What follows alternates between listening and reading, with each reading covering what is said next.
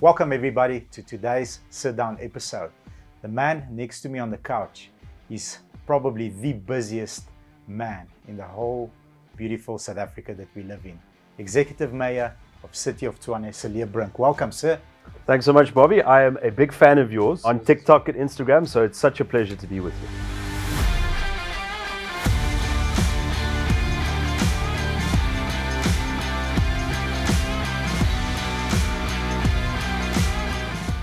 It's amazing how much you have achieved in the little time that you've achieved. You're 36 years old. You're 36 years old. You've been appointed executive mayor already in the trenches, fighting the good fight and making a difference in people's lives. Yeah, well, I mean, the interesting thing is I'm not the only one. You'll see a couple of mayors across the country. Jordan Hill-Lewis in Cape Town, he's also 36. Chris Papas in Mgeni, I think he's 31. And maybe you need a little bit of a cocktail of idealism and naivety in order to take on this job. So I think in many ways, youth is obviously could be a disadvantage, but it could also be an advantage because you need a great deal of idealism, but also physical energy in order to do this job. So I want to dive into my first question, and I'm going to pose it differently. At 36, you hold a serious position.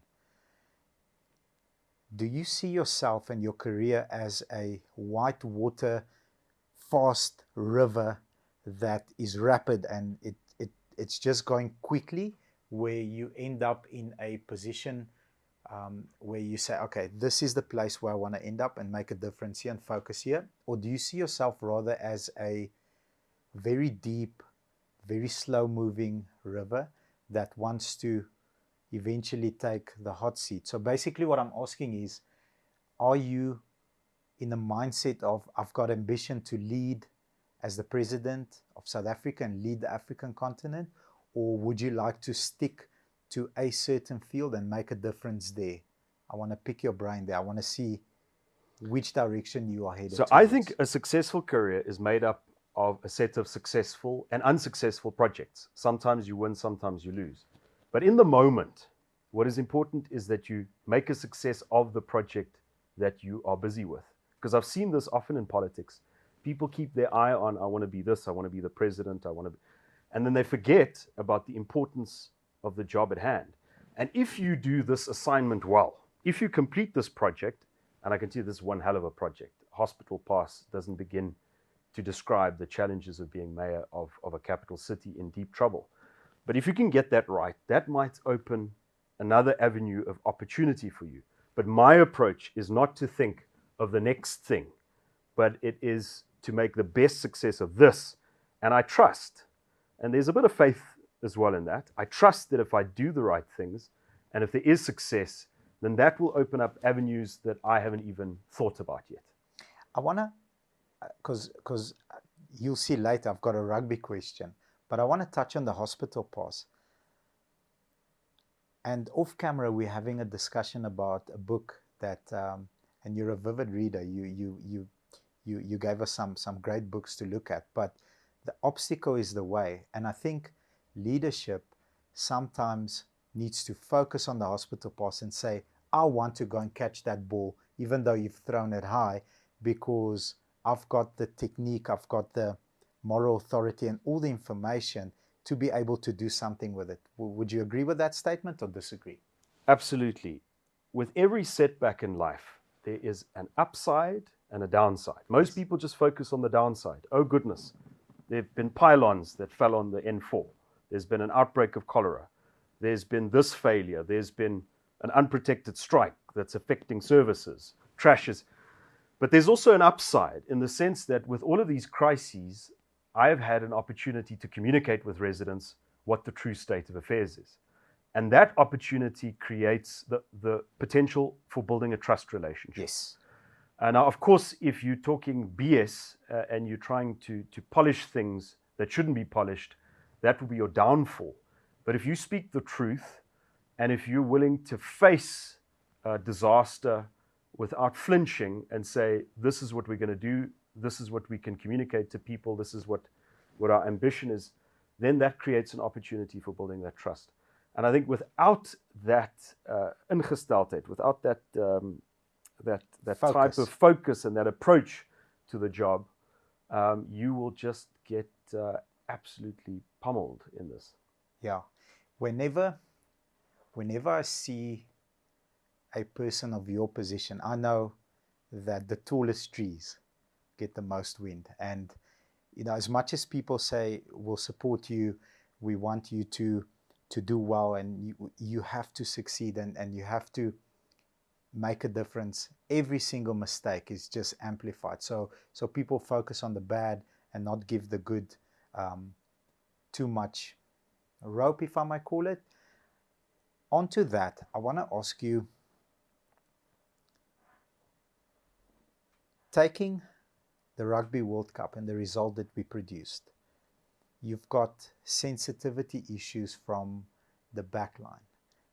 People care more about their tattoos. That's what they're sensitive about. You've got the fly half that has to have the good hair. You've got the forwards that don't really care about salads. I'm just making I'm making silly comparisons, but I guess my question is, Rassie has to take the sensitivity of the back line, the fly half, the bench, the forwards, and he has to synergize them. He has to say, okay, as much as you are only worried about scrumming, kicking is also important. As much as you need to get the ball out and pass it on so we can run, the actual strategy of this is a kicking game because it's wet is also important. So Rassie is a synergist off field.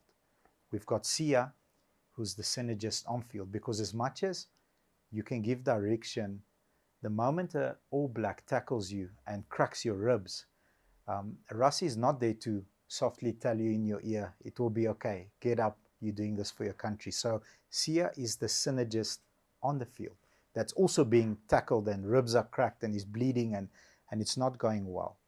So I want to pose my question this way. In politics today, in the current climate, who do you feel is a good synergist from an opposing party that you think, okay, this person, man or woman, has great qualities that are attractive and we can work together to make a difference, if anybody? And the follow-up question onto that is, what are some qualities that perhaps the political ecosystem lacks in terms of synergy that we can work towards for a greater good? That is a fascinating question. I would begin by saying synergy is one thing, but before you get to synergy, you've got to make certain tough calls. You've got to decide on certain principles. I'll accept this behavior. I won't accept that behavior. I'll follow this approach. I won't follow that approach. Merit, capability, basic rules of law in politics, those are non-negotiable. And if you've got the courage to put a political operation together on those principles, to put a government together and to keep it together on those principles, then synergy becomes easier. But if you skip the fundamentals, yes, and you go right into how do we reconcile everybody, this person, that person, then you get the sequence wrong, and everything becomes impossible. So I'm not saying that synergizing role is not important, but what I'm saying is that South African politics might be at a point earlier on in the stage of development where some of the necessary calls are made by people who aren't necessarily very popular. Let's take Helen Zille. I mean, if you were to ask Twitter or X what they think of Helen Zille, you'll get. But you know what? You look at the city of Cape Town, the Western Cape. Whenever you walk into a successful institution where things work, it probably started with one person or a group of people who laid down the basics, who got things right, who developed a model to follow. And, synergy and those things will come afterwards. So I think there are a great many talented people in South African politics, but some of them aren't necessarily the most popular. They're not going to get the most likes and support on social media. They have to do the difficult things first to be proven right. And that, I think, is what is needed. The second question relates to who from other political parties. Now, Yes. if you don't mind, I want to speak about my own experience, Yes. not theoretically. In this city, one of my strongest allies, and I can only say this in Afrikaans, a bondgenoot, Yeah. is the local leader of the Freedom Front Plus. You know, I'm a DA guy, so he's Grundy Tennyson. He is in charge of Metro Police, which is a major portfolio with a lot of challenges. But him and I share a set of basic values. We're not in the same party, but we share enough of the basic values to put a successful partnership together and to back each other. And that's critically important. Are you going to take advantage of your coalition partner when the chips are down, or are you going to back them? And for instance, in the strike, one of my biggest backers was somebody from another party in our coalition, Grundy Tennyson. So I hope that suffices in terms of an example. So I'm just gonna, in my own words, say back what I understood. So values and principles and sequencing. I use sequencing in my sales training. So here's how I train my salespeople, the young cadets that join our company. I always use a 17-year-old girl. 17-year-old girl, move one should be finished school. That's move one.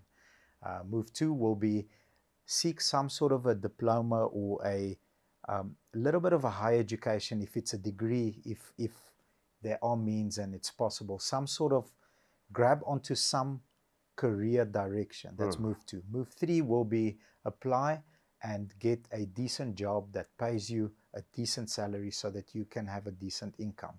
And move four will be, once you establish, look around, find a handsome guy that's charming, that will treat you right and get married. And move five will be have children.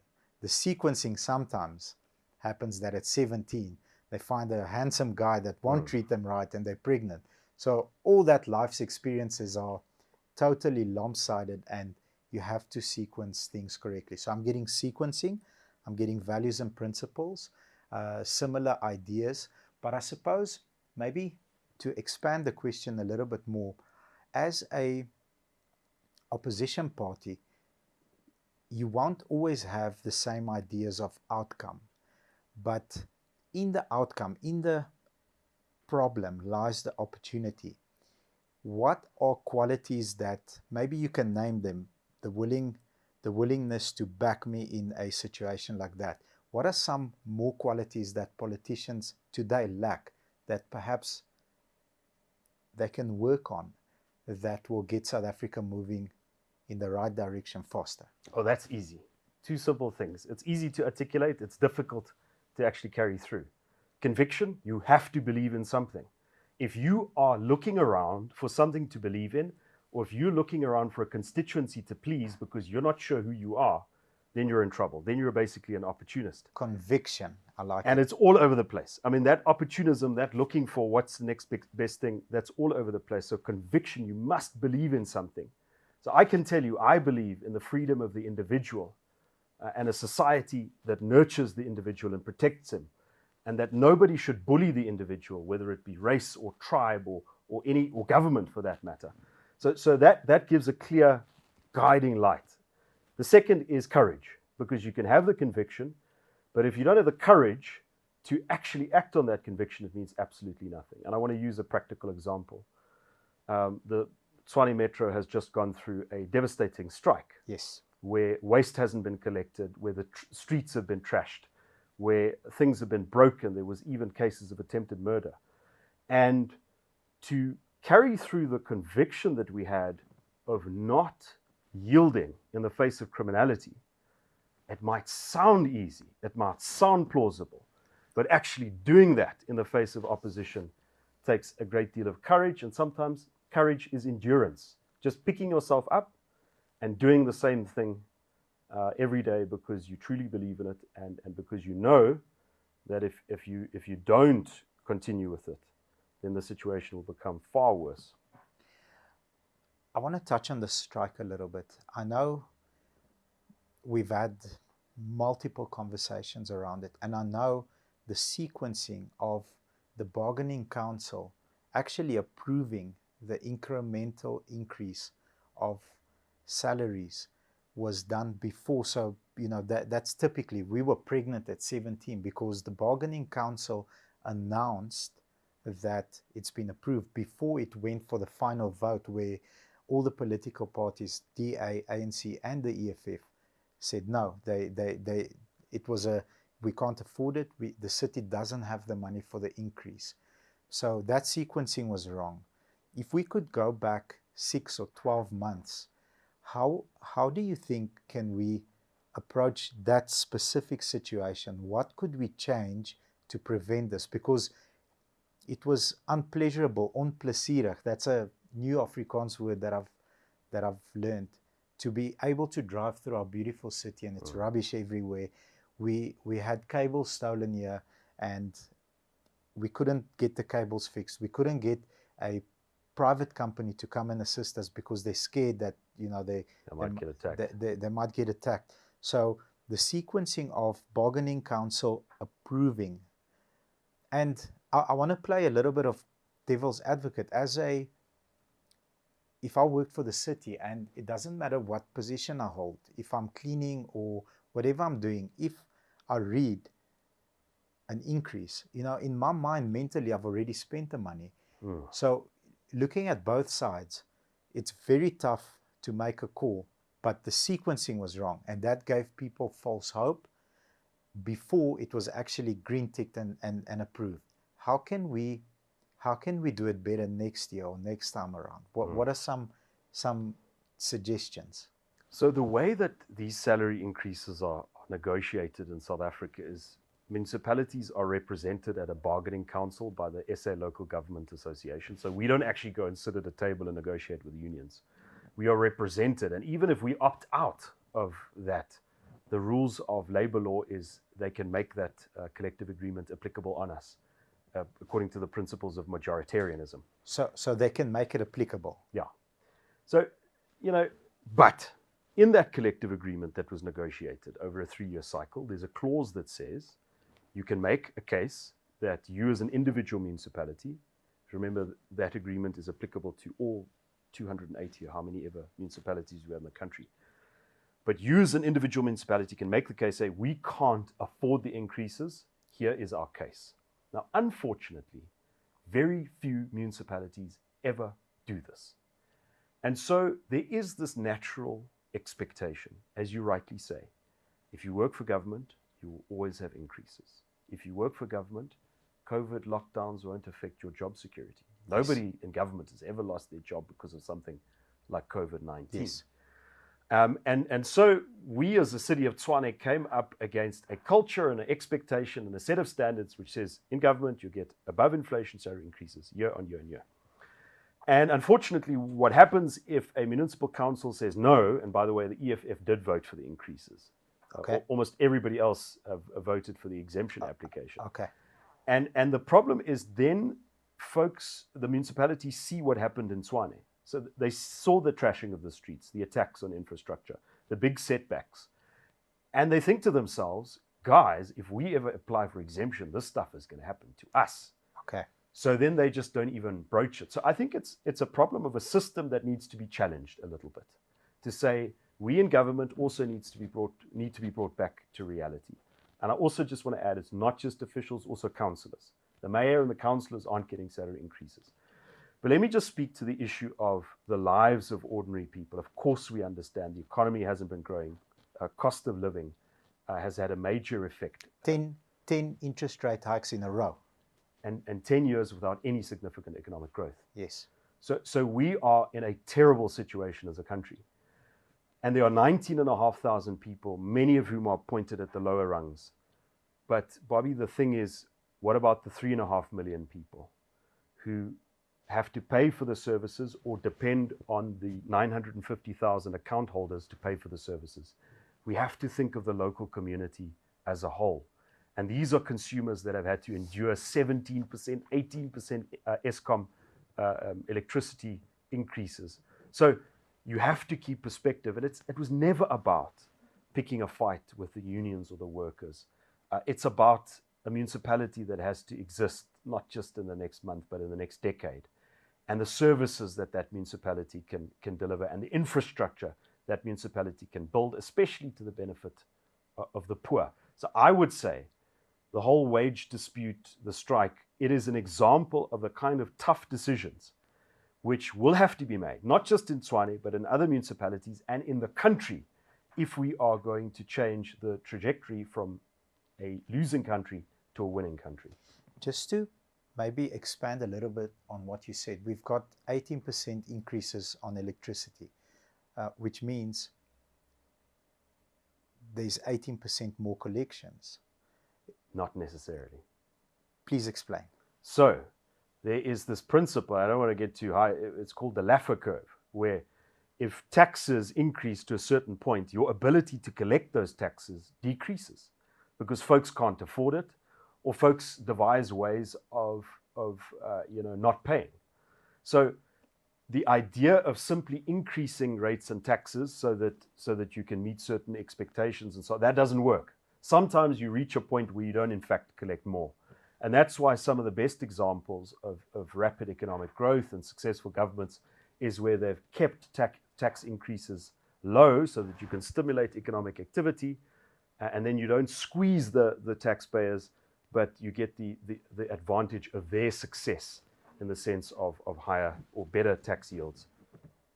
I understand. I think maybe as an average South African, I never studied law. I didn't go to university. I was never exposed to legislature. I was never exposed to bylaws.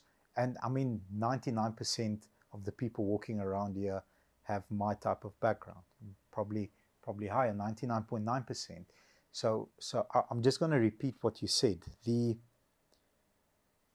sequencing of getting a wage increase should be better communicated and better understood by people, because I genuinely in my heart believe that people see this and believe it's been signed off, it's done, I've spent the money, I've bought my child's school shoes, I've already built another room at my house so that I can make a small business out of it by renting it out.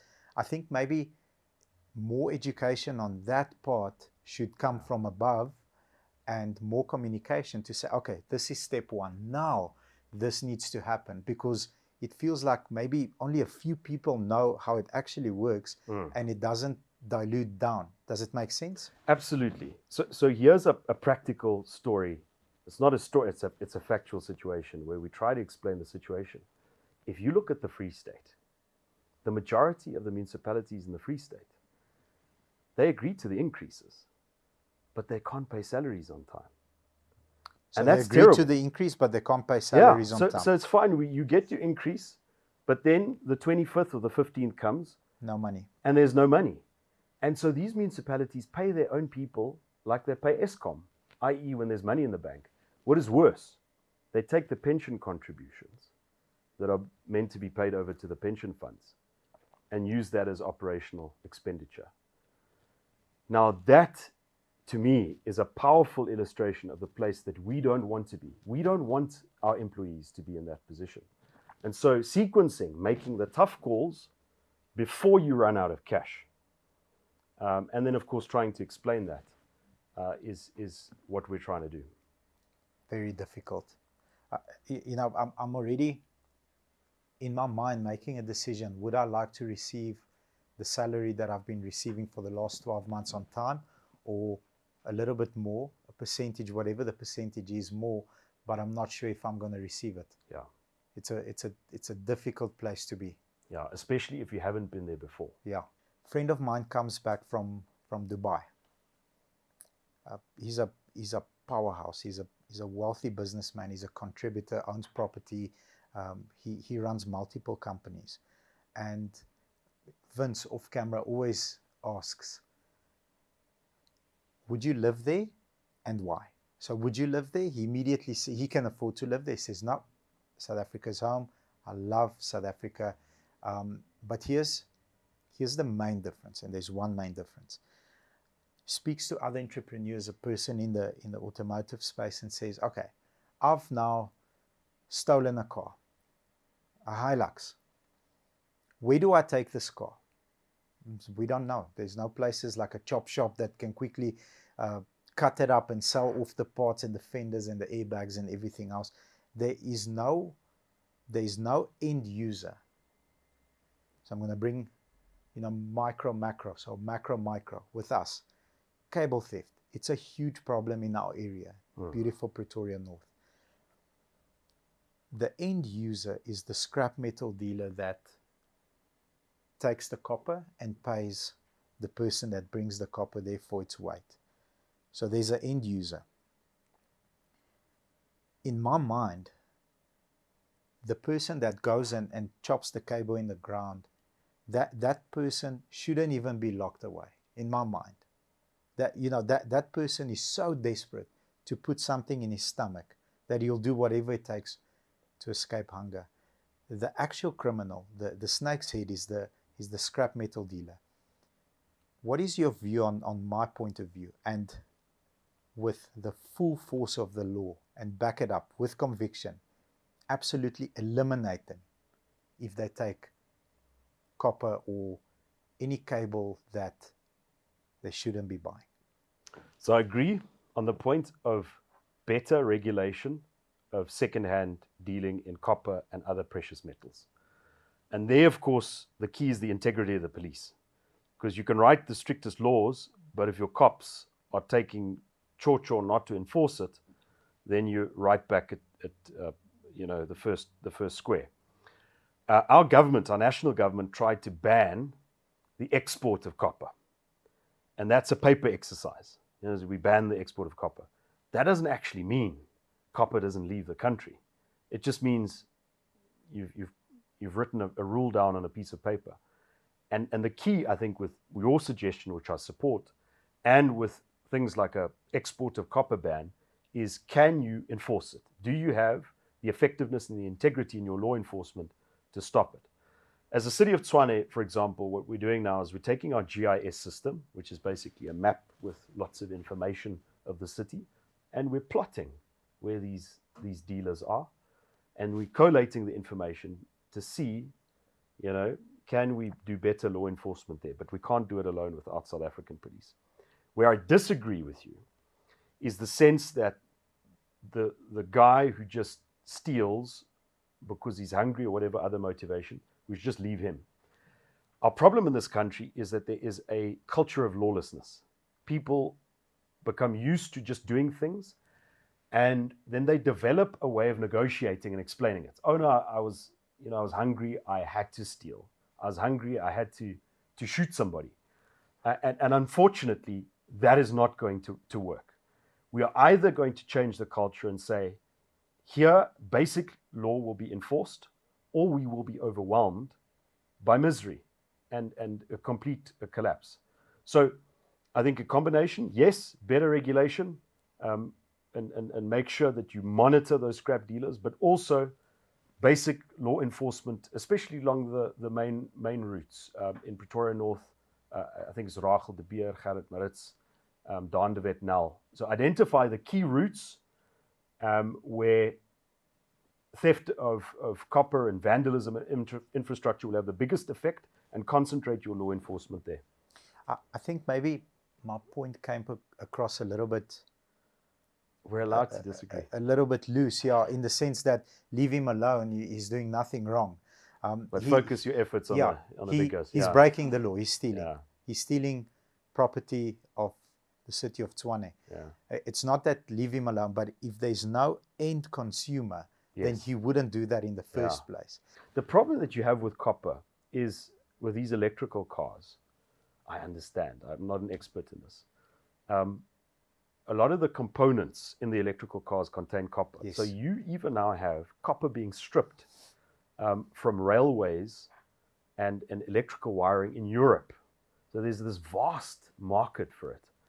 And I'm not sure if it's possible to shut down the market, but you can certainly make it more difficult to try and run that business from South Africa. I think one way is to make, not an example, but to make it stick. If found with copper that you shouldn't be found with, you will face a lengthy jail sentence of minimum X amount of years, and actually enforce it. Absolutely. and get away from the, like we call it, chochos. I'm actually glad you used that word. You get away from the chochos and say, listen, take this cable elsewhere. I'm not going to touch it, because it seems too easy. There's no recourse. How do we get the police? Let me ask you the question this way. How can we encourage the police to be more effective? Cable is just, it's a vast problem. We did an episode on it, and I don't have the figures off the top of my head, but it's something like 6 or 7% that the cable thief will get from a scrap dealer to what it actually costs the city per meter. So it's very small, it's single digit. How do we get the cooperation from the police to enforce it harder and faster, because it's costing taxpayers billions? Absolutely. So, I mean, in a way, your question is, how do we fix the police? Yes. From a political point of view. And I can only try and bring it back to my experience here in the city. And that is, you got to fill government positions. And remember, I'm a politician, and that's different from a bureaucrat. You got to fill the bureaucratic position, the technical positions, with the best possible people that you can recruit. That's the first step. Yeah. So head of police must be an experienced police officer, regardless of DA or ANC membership card in the pocket. You got to find the best possible person, even if we have to get it from New York or whoever has been able to do these things more effectively. I agree. So that's, I mean, and that's what we try to do in the city of Tshwane. For the first time now in a long time, I don't want to insult people who've held the position before, but we've got a strong, competent city manager who stayed out of politics and in fact paid the price in previous places. He was fired in Nelson Mandela Bay by a coalition of corruption because he didn't want to dance to their tune. And more importantly, to your point, we've now recruited a head of the Metro Police who is a Metro Police officer, went through the ranks, also from outside of the city. And that's how you fix the integrity of a system. But further along this value chain of getting the crooks, we've got to fix the prosecuting authority. Yes. Those folks are underfunded, and that's why you see people like Cilliers Brink and Gerrie Nel being worked out or leaving because they're frustrated. Not just because the bad guys are not removed from the system, well, we see a bit of progress on that, but also because if you look at the budget, they're underfunded. The prosecuting authority is year after year after year. And it's fine to nail them, but if you want to jail them, you need the prosecution authority to work.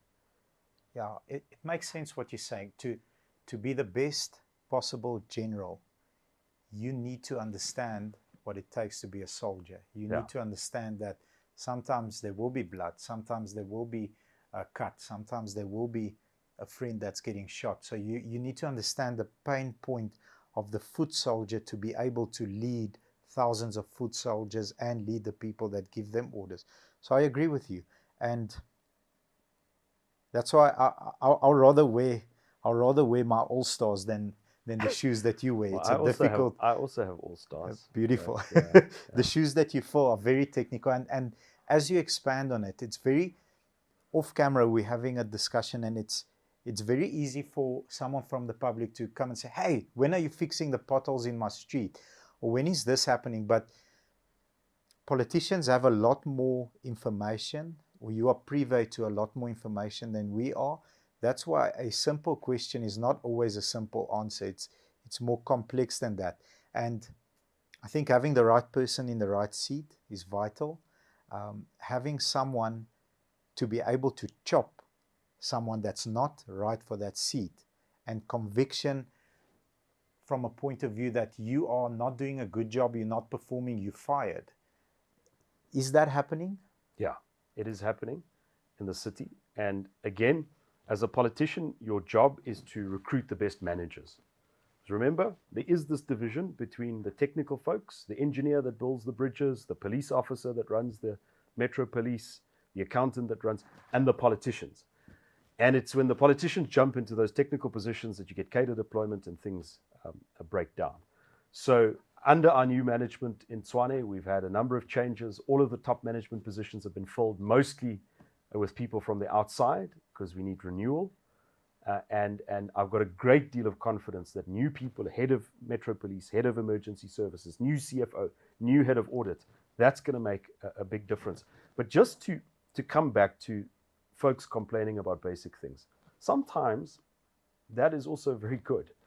Because if the question keeps on being asked, when are you going to fix the street light? When are you going to fix the street light? That might be a way of cutting down, all sophisticated explanations about why things are not getting done. Because at the end of the day, the street lights have to be fixed, the potholes have to be fixed. And the public demanding answers on that and requiring explanations from us is a way also to keep us grounded. Because it's very, very easy to become separated from the folks who actually gave you your mandate. Yes, it's extremely dangerous to drive through CBD Pretoria today. It has been for a while. When we first moved to South Africa, we stayed in Sunnyside and we walked everywhere without any fear. And that's probably about 12 years ago, something like that, 12, 15 years ago. But of late, it's super dangerous to drive through Marabastad. They, smash and grab you. With the growth of homelessness in Tshwane, are the next 5 years just going to amplify the current situation, or is it going to get better? And the optimist in me says yes, it is, because there are certain moves being made and the best possible positions are filled by people who can actually sit in that seat and navigate. But what do you think will be the future for Tshwane in the next 5 years? Are you optimist? Are you a realist? I know there's a hospital pass. It is what it is. But as leadership, we have to deal with that hospital pass. So how do you see us changing the city of Tshwane from one of the unsafest cities with a rise in homelessness to becoming, 180? Lower homelessness, and will we be able to drive through CBD at night once again? So the first important point is, if you want to do this job, you have to have a bias for optimism. So absolute reality, speak the truth, tell people exactly how bad things are. But if you don't have that attunement to look for the opportunities, you'll just be overwhelmed by all of the problems. And there are so many problems. So my approach is to look for a lever, look for something to pull that will unlock other things, the 20% or the 10% that will yield the 80% or the 90% of the results. And that is absolutely essential when you're in a macro environment that has suffered so much setbacks. And let's just be honest here, I'm the mayor of a city, but that city is an economy that hasn't grown in a decade, that's been affected by state capture and lawlessness, breakdown of the South African police that don't report to me. That's a national function, the courts and all of those things. And if I'm overwhelmed with all of those things that are outside of my control, I won't achieve anything. So one thing I've realized about governance in a city like this is we're trying to spread the resources across this massive geography. And by the way, I think we're the third largest geographical city, area-wise, in the world, jurisdiction-wise. Tshwane. Wow. Because I mean, it's not just Centurion, Pretoria, it's Bronkhorstspruit, it's Hammanskraal, tribal areas. Got you. So we try and spread the resources of the city equally everywhere, and that will never work. And the strike has brought home to me a change of approach that we need to make, and that is to identify the 30 critical routes in the city. And we know what they are in terms of traffic, in terms of high impact, visual impact, location close to Loftus and the university and clinics and police stations. Identify those 30 sites and concentrate bylaw enforcement, litter picking, fixing road signs, making sure that traffic lights work. So instead of trying to govern with the same intensity everywhere, focus your resources on those 30 critical routes, and then over time, as you get better, expand that authority. And in terms of law enforcement, I am a big believer in the broken windows theory, which is to say that if the window is broken on the street and it's not fixed, then more windows will be broken. Yes. Whereas if you fix it, the chances are it won't attract the forces of decay. So the application of that principle, I believe we can use that as a lever and achieve some success. But Bobby, the one thing we have to realize is that change in this country will depend a great deal on cities and provinces, but we also need change at a national level. And optimistic-wise, looking to the future, I see our dominant party, the ANC, it's never been weaker than it is now. And there is a real opportunity in next year's election for change to happen. It's uncertain. We can't guarantee the result. But once that lever is pulled, then it will also change the game for well-governed cities, or at least the folks that try our best in these circumstances. I want to speak about a call-out culture that I've tried to develop within our company. And maybe it plants a seed that hopefully grows. To everybody that watches this, because I mean, it's going to be supporters of multiple parties that watch our content. The call-out culture in our company is, I love the way Kobe Bryant said it. He's one of my ultimate sports heroes and mindset of the Mamba, that killer instinct. But I'm not going to say it on camera because I'm sitting next to the mayor. I'm going to just exclude that dirty word. But when I pass you the ball, don't drop the freaking ball. When I pass you the ball, make sure that you score, you shoot the hoop or you score the try. So the call-out culture with us is an application needs to come in for us to sell a vehicle. The marketing team, the finders, they are the most sophisticated. They need to gather an in-market car shopper and funnel him down to the team that then preps you and warms you up as a lead. And then they pass it on to the salesperson. Now, I lead that team. The salespeople need to grab that customer, serve him, and earn that business. But the call-out culture here is, I'm giving you an application to the finance and insurance ladies and gents that sit upstairs. I'm passing you the ball. I need you, if this deal is approvable, to approve the deal. Meaning, if this deal gets declined here and the customer gets approved across the street, we've got a big freaking problem, because I'm going to call you out on your BS because you're not performing. So before we pass the ball, we say, I'm calling you out. Foop, pass the ball, catch the ball, don't drop the freaking ball. That's the word I'm going to decide to use in front of the mayor. But perhaps a call-out culture in your position could be, here is an operation that we are about to launch. We are dependent on the police enforcing the law on the scrap metal dealers. We are calling you out. There are the leaks. Point them in a direction. You are dropping the ball by not effectively clamping down on these people that are encouraging the theft. We're getting destroyed financially by 6 or 7% of the actual cost being paid for by these guys here, and taxpayers need to go and buy new cables and refit them at taxpayers' expenses. I'm calling you out to clamp on and deliver. I don't know what your thoughts are around that. Yeah, absolutely. The first application of that is obviously in your own team. Yes. And making sure, because you've got so many different departments and they've got this tendency to blame each other. Always. Operating in little boxes. So breaking that down, in terms of dealing with the public, obviously I have to be careful. I will be humble. These folks, I answer to them. But the component of getting communities involved in exercising some of the authority of government or helping us is critically important. For instance, we now have this major issue of kids getting sick because of goods that they purchase at vendors or food stalls outside of schools, especially in townships.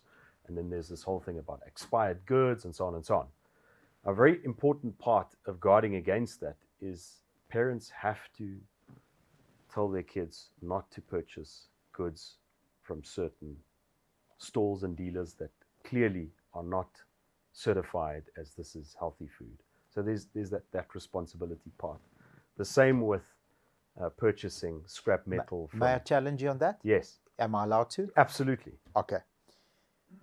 If you are made aware of instances like that, is it possible, because I've never filled those shoes, is it possible to then deploy, whether it's a health and safety team or whether it's SAPS, I'm not sure which is the right muscle to use in that instance, Yes. and immediately attend to that, but immediately go and I won't say remove the vendors from there, but because that will cause another challenge, but go and investigate, stop whatever is going on. If found guilty, remove them permanently. What can you do as mayor? So we've got environmental health practitioners that go past places where food is prepared and so forth. But Bobby, the extent of the informality is vast. And remember also, this is a way for people to make a living.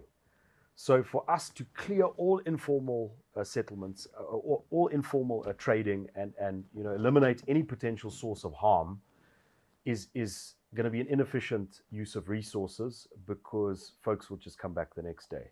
So the actual point, and yes, the answer to that is yes. If there is somebody selling food that's suspect and so on, we do have environmental health practitioners. We do periodic raids, but the capacity of government to enforce all of those rules is limited, and that's where civic responsibility, and I don't want to pass the buck, because part of making sure that there's public health is what you teach your children, or how, if you're a guardian over children, or to exercise.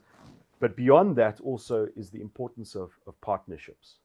We, under my administration, my belief is government cannot do everything. We're absolutely in need of folks who are willing to help us to fix potholes, to patrol their areas, to make sure that suspect behavior is reported, to attend to to cut grass. And where I find that, I encourage that. Unfortunately, there are instances such as the one you told me where, municipal officials discourage you from fixing potholes. And if there's one practical thing I want to take away from here, it is to actually create the mechanisms for people to help us fulfill our duties. So on to my next question. What do you think about capitalism? What's the immediate reaction? So it's freedom, and I believe in freedom. Okay. There is no human flourishing without freedom. If you look at the most successful societies on earth, it is where human potential has been unleashed and not held back. So I am a big supporter of capitalism, but also providing a safety net for the poor, and a hand up. So social mobility, and I do believe government has got a role to play in creating conditions for the poor to join the capitalist class. And so that always goes together, but there's a third element, and that's the rule of law, because you can have lawless capitalism, and that's the capitalism that starts to destroy itself. Yes. Where the criminals are the capitalists.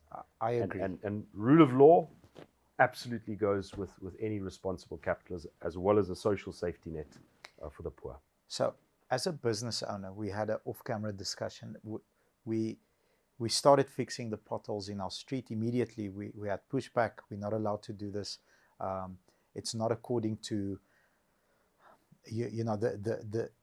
and then just the bylaws and the sections. We are fixing it professionally at our own expense, using the same, if not higher grade tar, and the potholes are fixed.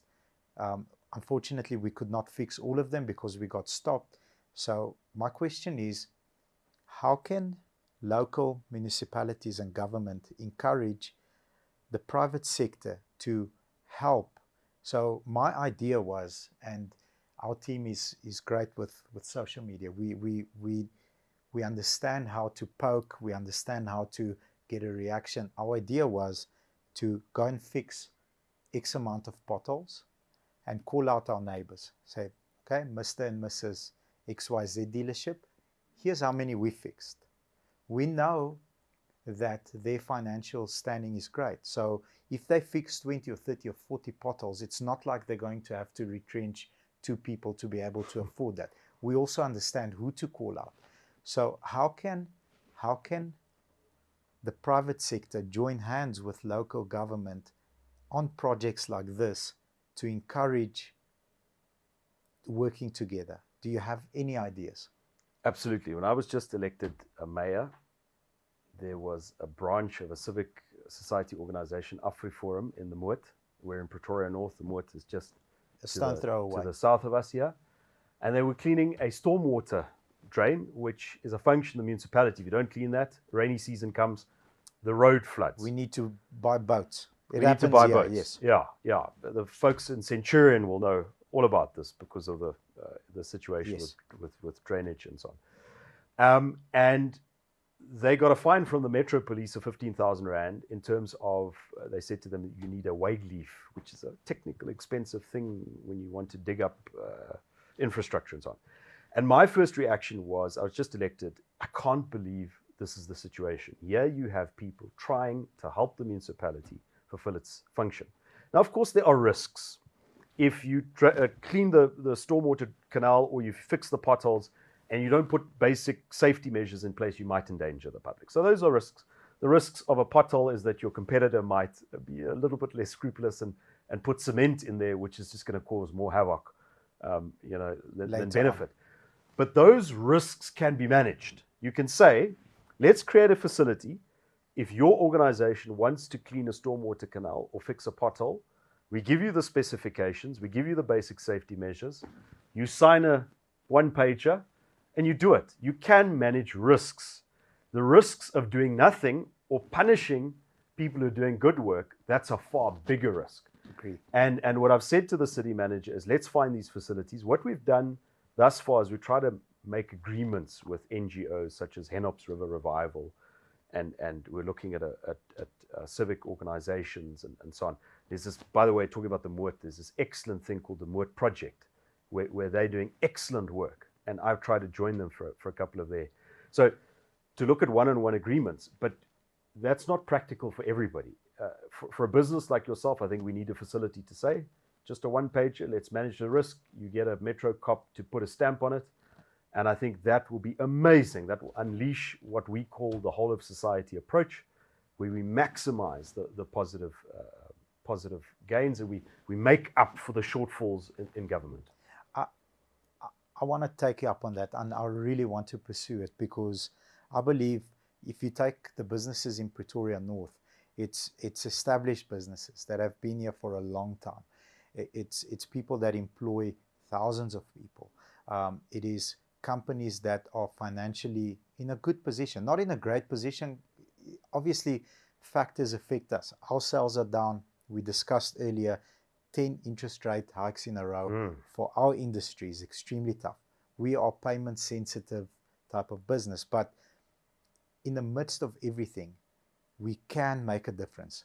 And where we start is the roads, the infrastructure. As you come into Pretoria North, it's easy to fix the potholes if we have support from local government. So I really would like to take the offer seriously and expand on it, and maybe you can point us in the direction to say these are the 3 people that you can speak to, and start challenging not my competitors, but my fellow Pretoria North business owners to make a difference and start it here. And hopefully we can challenge a few in Centurion and in Pretoria East and get our roads in a better condition with the help of the private sector.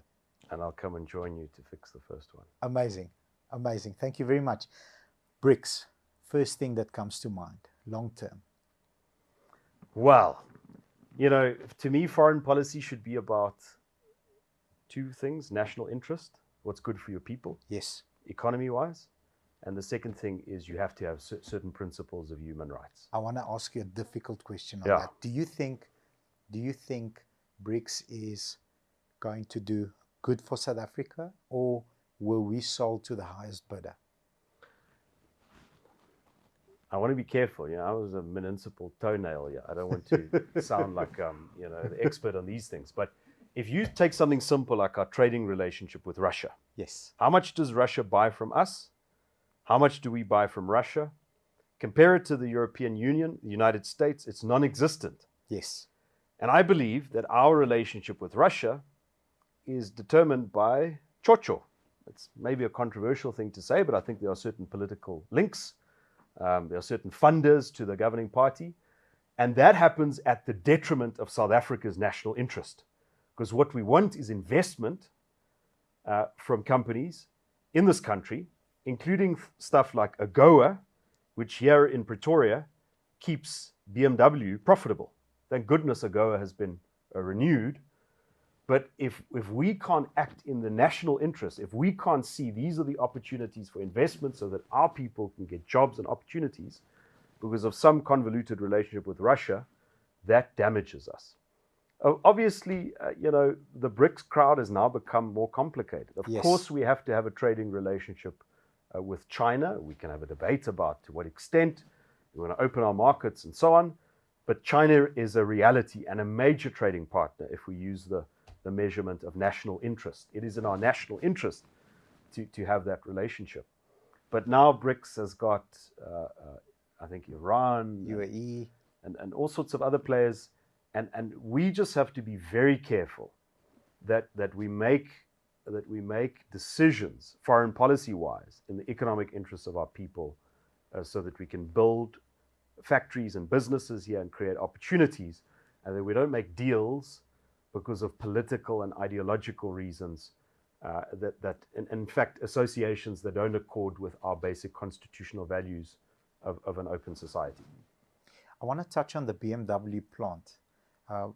We were fortunate enough to have had multiple tours of the plant, myself and our team. And in Roslyn, which is a stone throw away, we manufacture brand new vehicles that end up in North America cheaper than they manufacture the same vehicle. Okay, this is the only plant a couple of months ago that was under budget, over target in Roslyn for BMW. We're competing against China, against the UK, we're competing against the Germans, and actually, being of a higher, I won't say of a higher quality, but under budget, over target, so of a higher stature than the likes of China, UK, and some Germany plants. So it can be done. Yes. We've got a magnificent strength there. And the unfortunate thing is that the moment we lose duty-free access, because that's AGOA, the African Growth and Opportunities Act in the United States, and what they do is they say you can manufacture goods, import into our country without putting import duties on it. Unfortunately, without AGOA, despite all of those efficiencies, the BMW plant in Roslyn will not be economical. It can't. Because the third largest export market for those BMW, and it's magnificent to see those X3s. You see them, the American cars with the flicker on the bumper. That thing is put together in this country and taken to the United States. World class. And that is the sort of stuff we just said that's the strength of South Africa and manufacturing, especially the motor vehicle industry, especially since Europe is now going electrical cars. The United States isn't there yet. We've got to play to our strengths. There are so many things that are good, and I think as South Africans we must just focus more on those than the bad stuff is everywhere. It's, if you look at, again, off camera we're having a discussion, San Francisco, it's just lawlessness, and parts of Europe there's war.